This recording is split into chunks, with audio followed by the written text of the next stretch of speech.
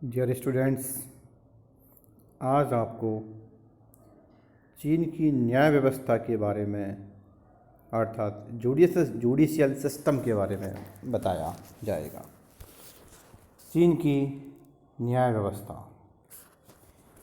चीन की समस्त राज्य व्यवस्था कार्ल मार्क्स, लेनिन और माओ के सिद्धांतों पर आधारित है। अतः चीन की न्याय व्यवस्था, विधि और न्याय का आधार भी यही है। स्वाभाविक रूप से यह न्याय व्यवस्था पाश्चात्य न्याय व्यवस्था से भिन्न है और इसकी विशेषताओं का उल्लेख जो है, यानी चीन की जो न्याय व्यवस्था है उसकी विशेषताओं का उल्लेख जो है हम निम्न रूपों में कर सकते हैं, जिसमें नंबर 1 आता है कानून के संबंध में साम्यवादी मान्यता या वैधानिकता का साम्यवादी सिद्धांत। पश्चिमी प्रजातंत्रीय देशों की मान्यता यह है कि राज्य और कानून समस्त जनता के हितों की रक्षा के साधन होते हैं, लेकिन साम्यवादी विचारधारा के अनुसार राज्य एकमात्र ऐसा यंत्र है जिसका कार्य एक विशेष प्रकार के सामाजिक संगठन की स्थापना व उसकी रक्षा करना है। उसके विचारानुसार पूंजीवादी सामाजिक संगठन की रक्षा पूंजीवादी राज्य द्वारा ही संभव होती है। चूँकि राज्य के कानून राज्य की आज्ञाएं होती हैं, अतः कानून का स्वरूप भी राज्य के स्वरूप के अनुसार ही होता है। इस दृष्टिकोण के अनुसार कानून शक्तिशाली वर्ग की इच्छा का मात्र होती है, जिसे अधिनियम का स्तर दे दिया जाता है। या क्या होती है? कानून क्या होता है? शक्तिशाली वर्ग की इच्छा मात्र होती है, जिसे क्या है? अधिनियम का स्तर दे दिया जाता है। कानून के स्वरूप के विषय में जो उक्त साम्यवादी मान्यता है, उसी पर साम्यवादी चीन की कानूनी व्यवस्था भी आधारित है। यानी कि जो साम्यवादी मान्यता है न्याय के संबंध में, उस पर ही क्या है? चीन की कानूनी व्यवस्था आधारित है। वहाँ इस बात को स्वीकार नहीं किया जाता है कि राज्य के आर्थिक तथा सामाजिक ढांचे से अलग शाश्वत न्याय के किन्हीं सिद्धांतों पर कोई कानूनी व्यवस्था आधारित हो सकती है।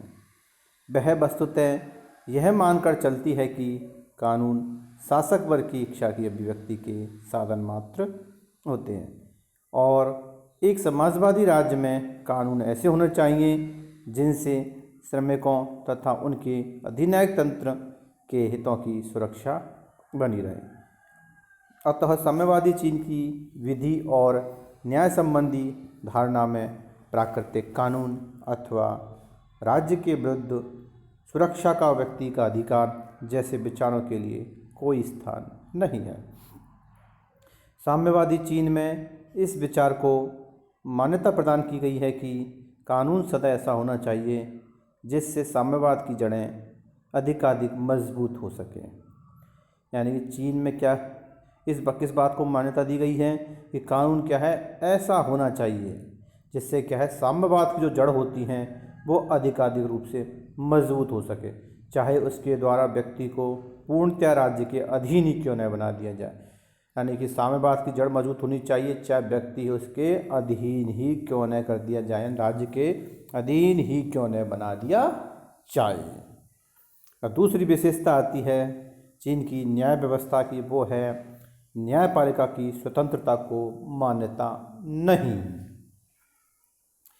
पश्चिमी प्रजातंत्रों में शासन के अन्य अंगों से न्यायपालिका की पृथकता और न्यायाधीशों की स्वतंत्रता तथा निष्पक्षता विधि के शासन और नागरिक स्वतंत्रता की रक्षा के लिए नितांत अपरिहार्य समझे जाते हैं और न्यायपालिका को राजनीतिक दबावों से मुक्त रखने के लिए व्यापक व्यवस्था की जाती है।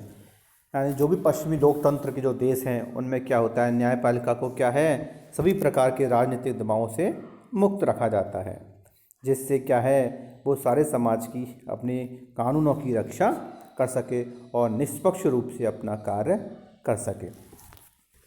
पश्चिमी प्रजातंत्र इस मान्यता पर आधारित है कि व्यक्ति और राज्य के बीच न्यायोचित संघर्ष की स्थिति उत्पन्न हो सकती है लेकिन साम्यवादी विचारधारा जिसे चीन में स्वीकार किया गया है यह है कि जनता ही है और जनता के विरुद्ध किया गया कोई भी कार्य जनता के विरुद्ध किया गया कार्य होने के कारण क्रांति विरोधी और प्रतिक्रियावादी है और व्यवस्थापिका तथा कार्यपालिका के समान ही न्यायपालिका का भी कर्तव्य है कि वह इस प्रकार के क्रांति विरोधियों और प्रतिक्रियावादियों का दमन करे।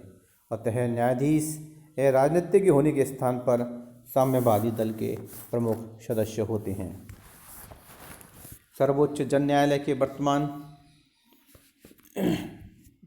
चेयरमैन जो होते हैं वो साम्यवादी दल के में ही सदस्य होते हैं और अफसर होने पर क्या है वो क्रांति विरोधी होते हैं, उनको नष्ट करने की कोशिश करते हैं।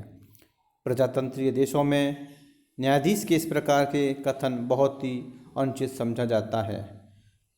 चीन की समस्त न्याय व्यवस्था पर साम्यवादी दल का प्रभावी नियंत्रण होता है। अगली विशेषता आती है चीन की न्याय व्यवस्था की, वो है लोक उत्तरदायित्व। पाश्चात्य राज्य व्यवस्थाओं में न्यायाधीशों की नियुक्ति कार्यपालिका द्वारा की जाती है और वे व्यवस्थापिका या कार्यपालिका के प्रति उत्तरदायी नहीं होते। लेकिन चीन में न्यायाधीशों के संबंध में लोक उत्तरदायित्व के सिद्धांत को अपनाया गया है। अनुच्छेद 128 के अनुसार जन न्यायालय अपने अपने स्तर पर जनवादी कांग्रेस और उनके स्थायी अंग के प्रति उत्तरदायी हैं। विभिन्न स्तरों पर जनवादी कांग्रेस द्वारा जनवादी न्यायालय के अध्यक्षों की नियुक्ति की जाती है और उनको पद से भी हटाया जाता है।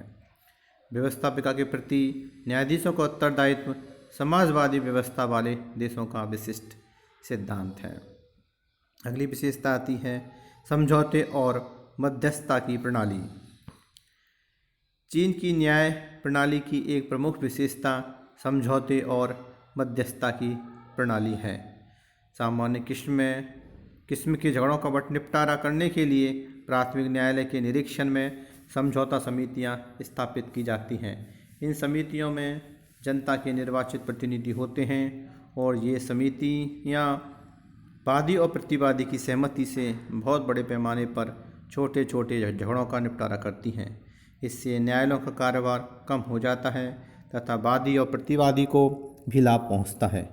इन समितियों के निर्णय की अपील न्यायालय में भी की जा सकती है। इस प्रकार आज आपको चीन की न्याय व्यवस्था के अंतर्गत चीन की विशेषताओं में कानून के संबंध में साम्यवादी मान्यता या वैधानिकता का साम्यवादी सिद्धांत, न्यायपालिका की स्वतंत्रता को मान्यता नहीं, लोक उत्तरदायित्व, समझौते और मध्यस्थता की प्रणाली के बारे में बताया गया है। धन्यवाद।